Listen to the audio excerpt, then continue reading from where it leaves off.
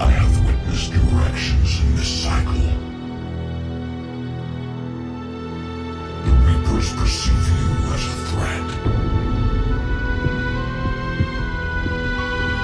And I must understand why. Your memories give voice to our words. It's easy to forget what we fight for. Way home is through Leviathan. Your mind belongs to me.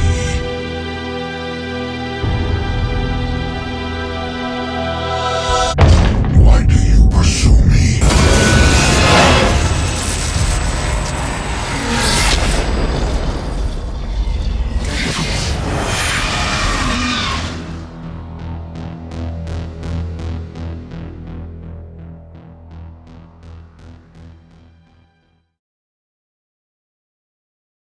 In the darkest hour, there is always a way out. How did you make it out alive?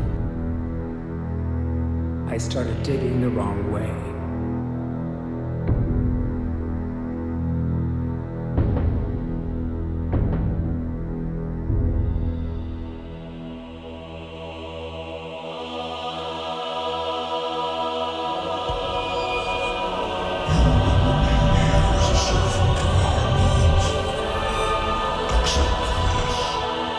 You either claw your way out through the rock with your bare hands, or you die.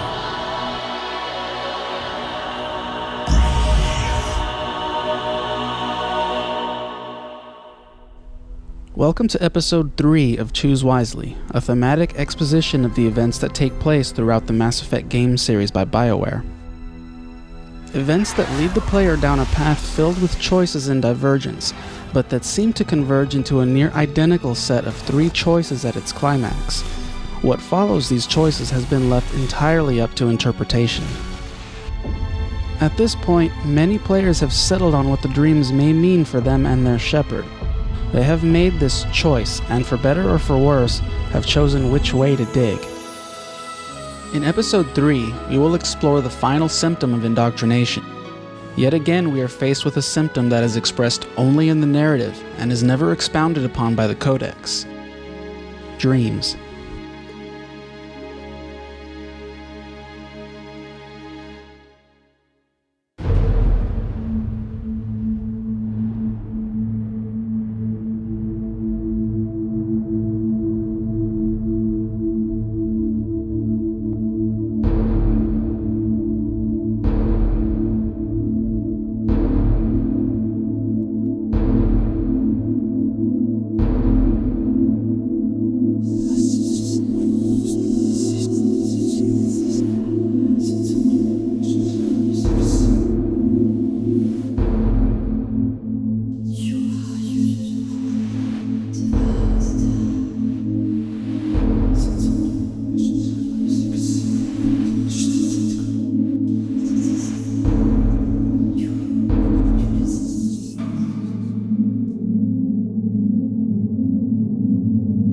Dreams are mentioned or expressed more often than any other symptom covered by the narrative or the Codex. Yet the Codex entry itself remains devoid of any information on the subject, even after dreams are presented directly to the player in Mass Effect 3. But perhaps that's because if the Codex were to create this association, the significance of Shepard's dreams would be clear, and we'd have nothing to speculate about. Was he indoctrinated? You're indoctrinated! Could be indoctrinated! You're indoctrinated. I could say the same of you. Wasting time on a war that can't be won. It's hard to say. But what if there is a deeper, narrative explanation for it? I don't know. In past episodes, we briefly referenced parts of Shepard's dreams on several occasions, to cross-reference elements of them with narrative or thematic situations from earlier in the trilogy. Now, we'll take a closer look at the visual aspects presented therein, and see if we can discern the overall picture they paint. I'm fine. Hell of a headache. Most interpretations of the dreams all share one thing in common, that they seem out of place, forced, and make a very transparent attempt to encourage the player to forge a specific emotional connection. They are completely segregated from the rest of the narrative and have Shepard behaving completely out of character and beyond our control. In fact, the dreams eventually go so far as to force Shepard down a straight path. The player is allowed no freedom of choice, and the scenes cannot be skipped. Even going the wrong way, and in the case of the third dream, standing completely still, will yield the same results. BioWare made it clear on a number of occasions that the dreams in Mass Effect 3 were intended to garner empathy from the players regarding Earth, that the boy featured in the prologue and within the dreams was to represent loss. We control Shepard during a slow-motion pursuit of the boy. We could be trying to save him from the Reapers, or maybe even save him from himself. You can't help me. The fire never actually seems to scare or hurt the child, though he is frightened by the Reaper horn and red light. We do see Shepard react negatively to the fire, but seem otherwise unaffected by anything else. These reactions by Shepard and the boy could have any meaning, and the fact that both look directly into the camera suggests that we can make that determination ourselves. But why do we see our Shepard burning with the boy in the third and final dream? Are you all right? Despite our freedom to interpret the meaning of these dreams, they do create a disconnect between Shepard and the player for the first time in the trilogy. They are forced on us, and we are unable to influence their outcome in any way. Prior to this, we've had a much greater degree of control over Shepard's emotional reactions. For many, this disconnect caused players to dip outside the narrative for explanations and justification, often in the form of blaming the authors and publisher. However, these immersion-breaking disconnects are always succeeded by rich and sometimes profound emotional content that pulls the player right back into the story. Choose to fight.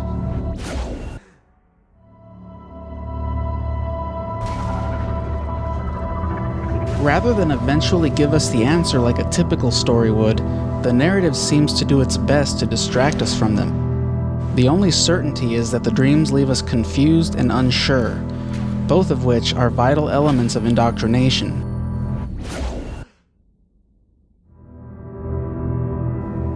And something we face head-on during our final trip to the Citadel. Since the dreams aren't really part of the main narrative, they leave a lot of unanswered questions. It should be easy to just shrug and cast them aside, but there are some considerations we should take a look at first. You've always been short-sighted, hasty.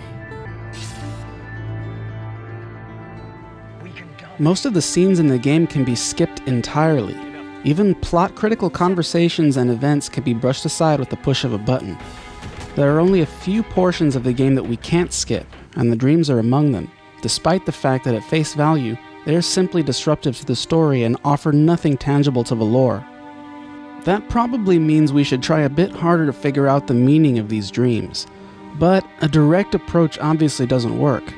That leaves only one thing we can look into: symbolism. The visual elements of these dreams are loaded with it. Granted, it looks like we should just be able to settle on our own interpretation, especially since what we think about this has no bearing on the end of our story. But let's assume for a second that there is a solid thematic purpose for these dreams, and that it does mean something.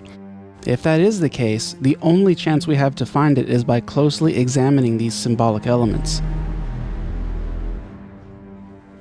It's safe to say that at this point we are all very familiar with the individual elements of the dreams and what they might symbolize. The dreams themselves are segregated from the narrative, but the symbolism may not be restricted to the dreams alone. Nobody takes my weapon.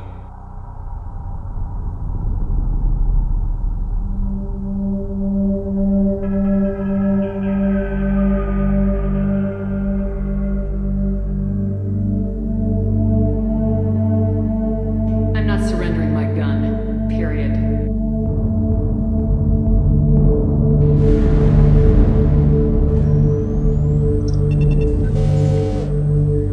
Figured they say something about our weapons. Civilians are not permitted to carry weapons on the Citadel.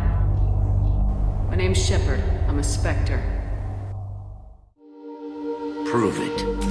I don't have to prove anything. Spectres are above the law. We clear? crystal. Good.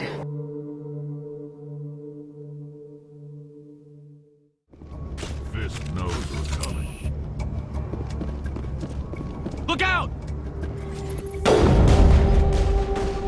Come and get it, Solarian. It'll be the last mistake you make. I just killed 50 bodyguards to get in here. What do you think I'll do? Tell me where that meeting is before I blow your lying head off. Oh my gods. Interesting solution. Quick, shoot them. Too slow.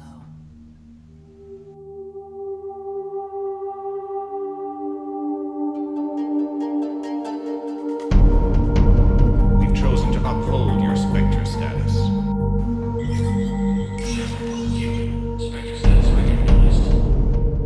John Dumba, Special Tactics and Recon. Spectre status recognized. Spectres are above the law. Civilians are not permitted to carry weapons on the Citadel. What's that, Commander? I'm losing your signal. Why would Shepard become progressively unarmed in a recurring nightmare? And that leads us to an even bigger question. Why don't we have our own gun on the Citadel? Or our squad mates for that matter? This is the first and worst possible time for Shepard to be alone and unarmed while disembarked from the Normandy anywhere. The galaxy's at war with the Reapers. We're at war with the Reapers right now. There is no war. There is only the harvest. Except this. If I close my eyes, When it's silent, when there's no one else around, I can hear it. Whispers in the back of my mind. I can't tell what they're saying.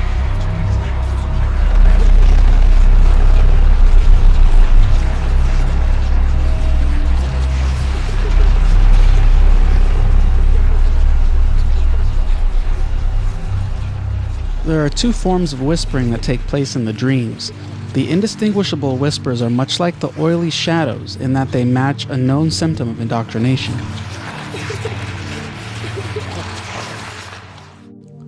The other whispers, which we can make out and read via subtitles, come from fallen friends or companions from Shepard's past. These whispers seem to convey the strength and resolve these characters showed during the events leading up to their death, and they don't match any known indoctrination symptom. That won't happen. Go get him, Commander. I'll see you all when you get back. I know how this will end, but I will not back down. I can't. Face me in single combat, Shepard. Let me die with honor. It's a hell of a job, isn't it, Shepard? Being the good guys. Your courage for my people will be remembered. You won't be alone in my fight.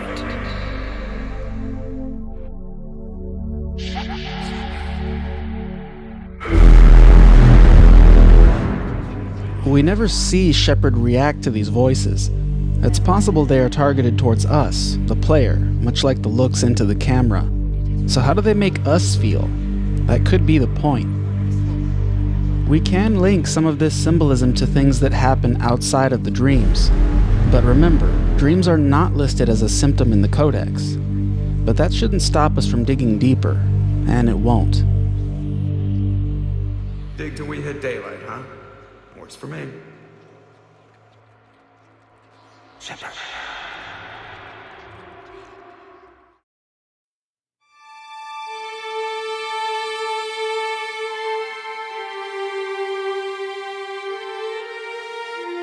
I woke up this morning in a cold sweat.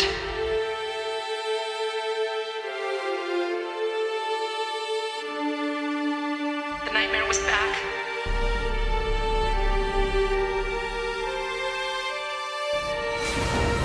Reapers are coming, she says.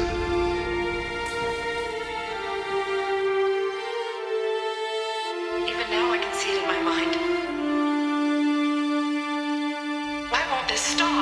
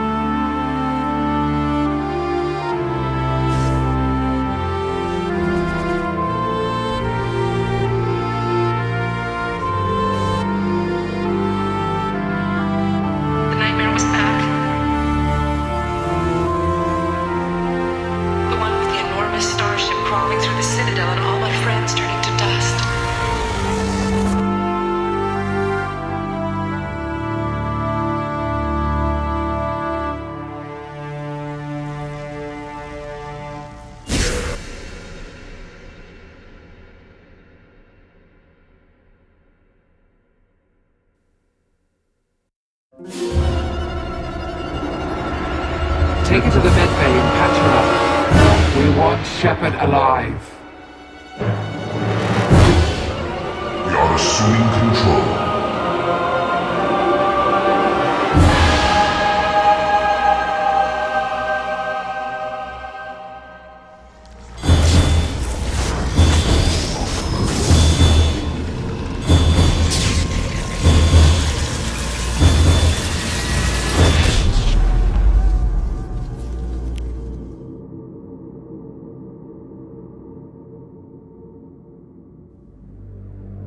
I am sovereign, and this station is mine. I should thank you, Shepard. After Vermeer, I couldn't stop thinking about what you said. About Sovereign manipulating me. About indoctrination. I was implanted to strengthen my resolve. Indoctrination remotely alters the thought processes of organics. Rather than directly controlling them, it causes them to draw new conclusions and act on them. To our understanding, it is an irreversible process that physically alters the brain. In the case of the collectors, the modifications went far beyond that. Many components that make up the basic structure of an organic had been physically replaced with Reaper tech. As Protheans failed, Reapers added tech to compensate. No glands replaced by tech, no digestive system replaced by tech, no soul replaced by tech. Whatever they were, gone forever. Understand now? Tools for Reapers. Protheans dead, collectors just final insult. Must be destroyed. Without these Reaper tech components, the Reapers would not be able to directly control the collectors. We learn in Retribution that only Reaper tech, such as nanides, allows for two-way communication between a Reaper agent and a Reaper. The nanides transform Grayson's body and allow for the Reapers to reach into his mind from dark space and take direct control of him. Whatever they were, gone forever. In summary, the fact of the matter is that the lore states the Reapers cannot assume direct control without massive, visible Reaper tech alterations. Without them, the most they can do is provide one-way influence via indoctrination.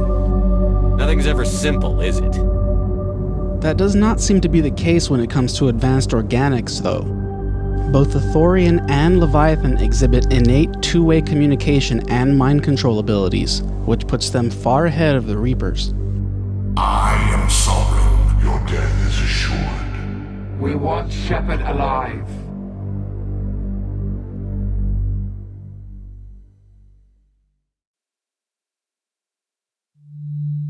Our kind sing through touchings of thought.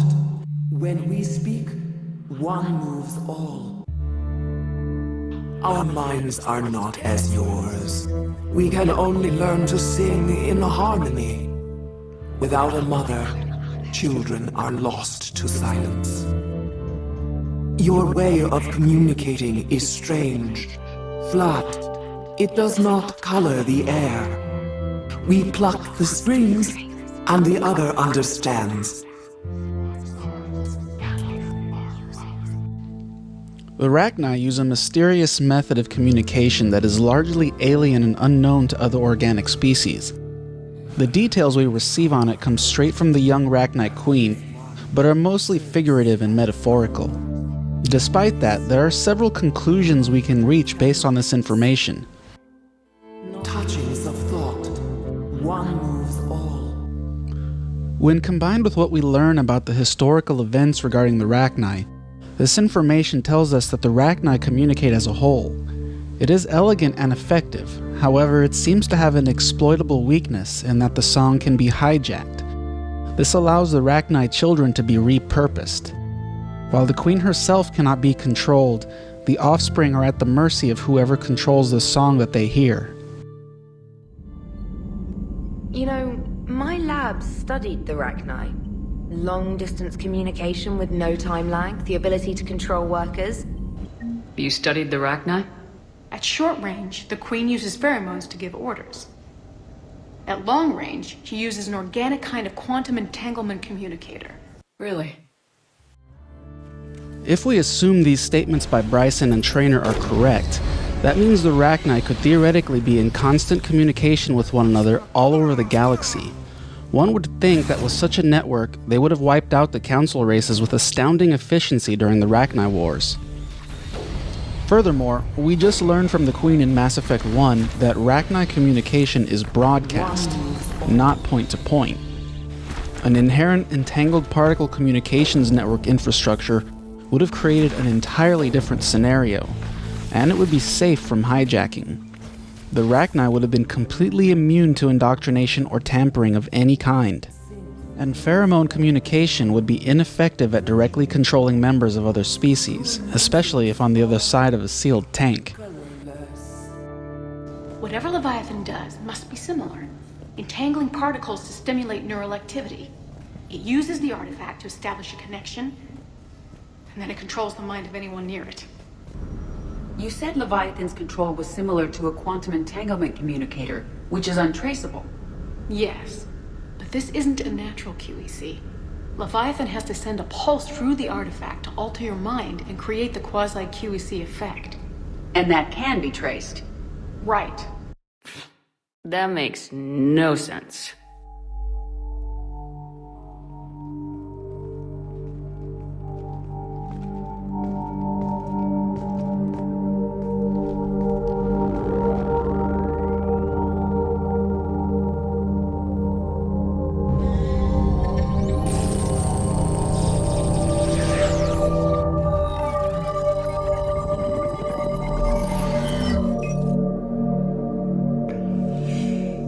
Commander Shepard.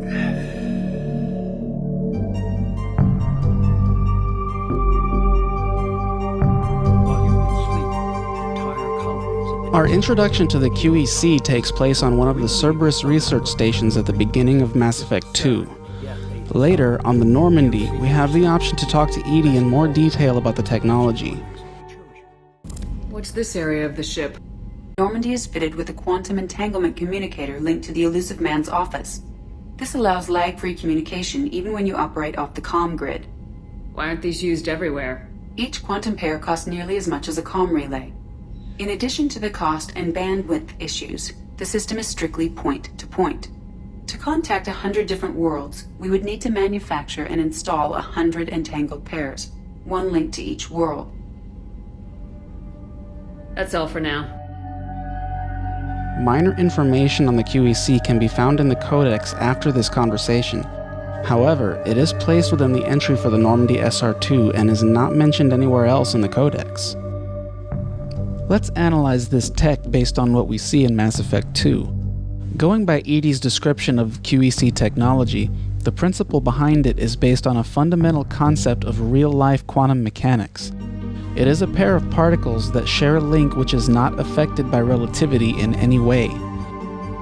This form of communication does not rely on any comm buoy infrastructure or the mass relay network either. This means that the change states created by the quantum bits of data cannot be intercepted. Quantum entanglement communication is also not susceptible to signal loss or signal interference of any kind. We have a handful of quantum entanglers spread out over the continents. All other communication is cut.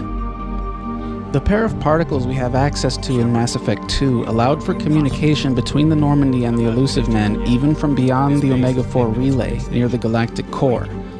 Effectively, it is a truly instant and fail-proof point-to-point method of communication, the downsides being bandwidth limitations and each particle being unable to communicate with anything else besides its sister particle.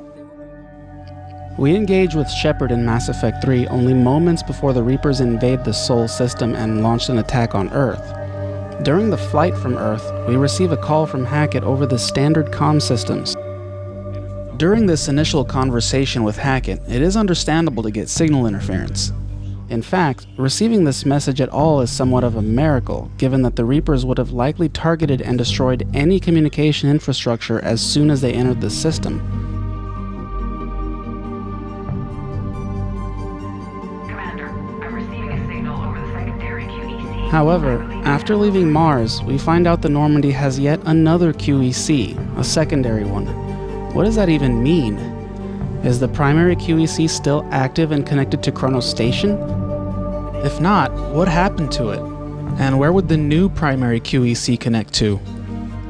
In any case, this secondary QEC is conveniently linked to Admiral Hackett's ship, which would have us assume that at some point the refit of the SR-2 included this addition.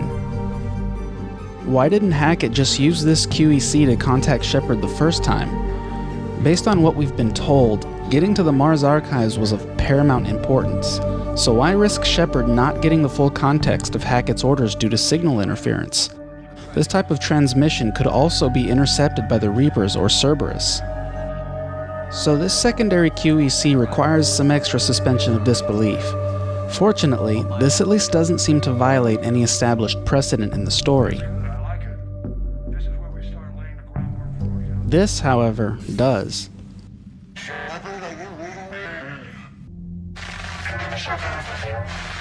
Commander, did you get to the archives? Shepard, I got Anderson patched in. Edie, can you clear this up? It's all bull, Shepard. Signal interference on a QEC? Bullshit.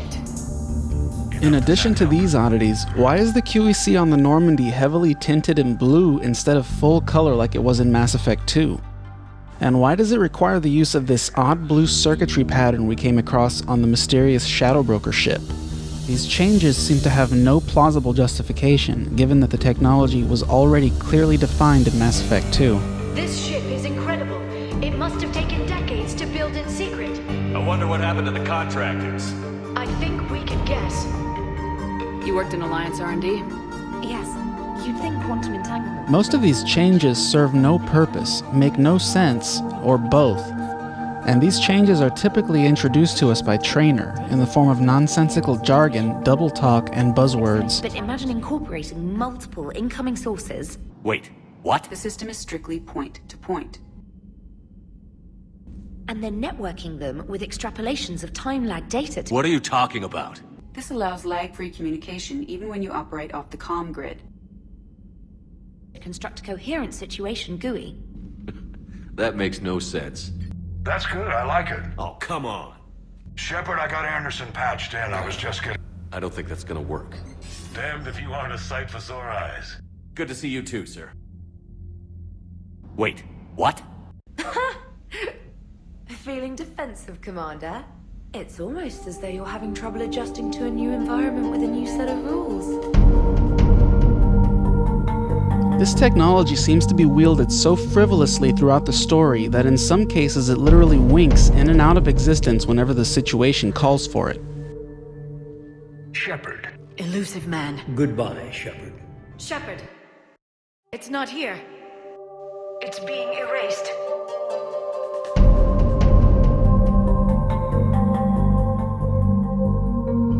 Yes, Commander. Is there someone you'd like to reach? Dalatras. Counselor? Miranda.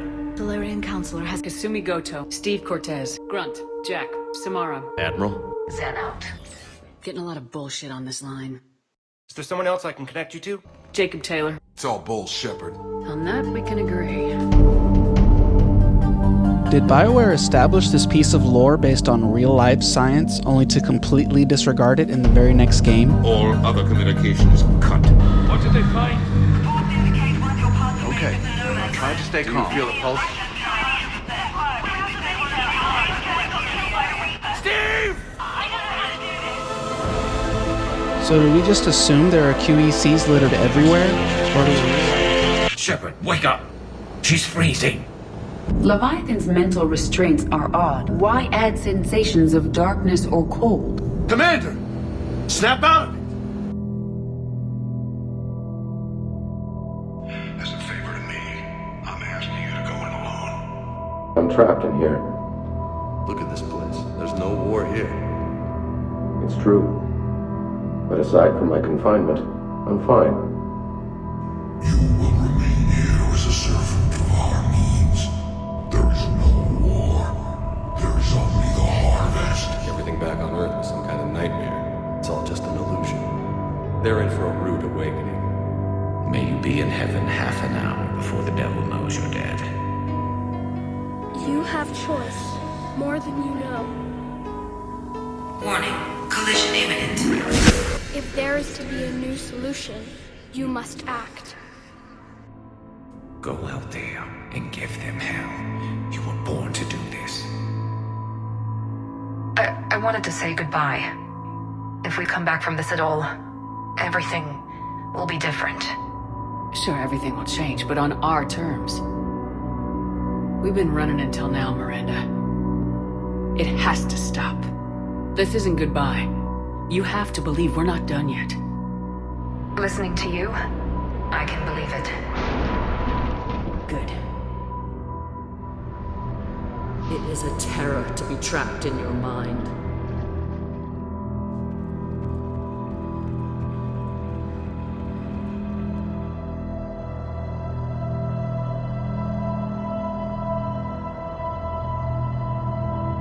Your time is at an end. You must decide. No. I'm gonna end this war on my terms. We can get off this asteroid. No, we cannot. All you had to do was stay asleep. None of this had to happen.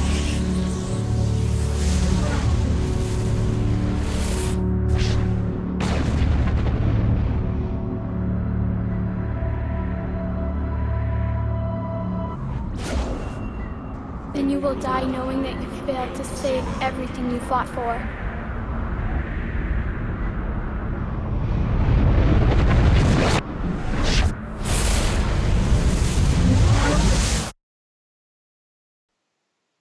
They'll come around.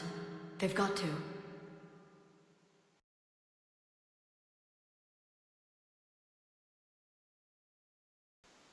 All right. Let's get this over with. Do what you must.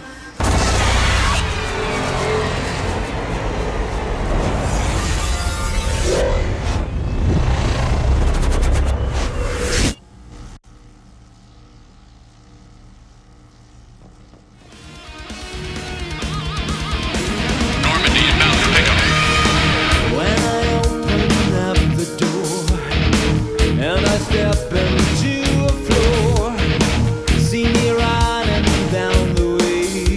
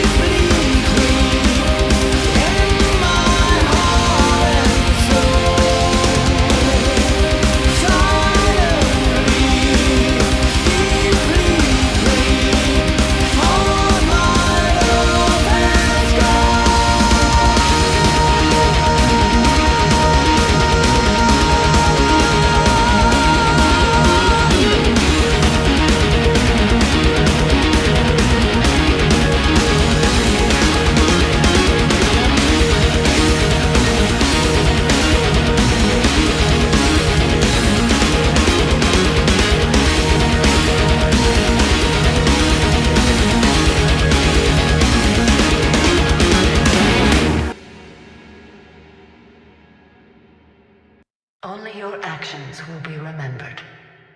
May you choose them well. Farewell.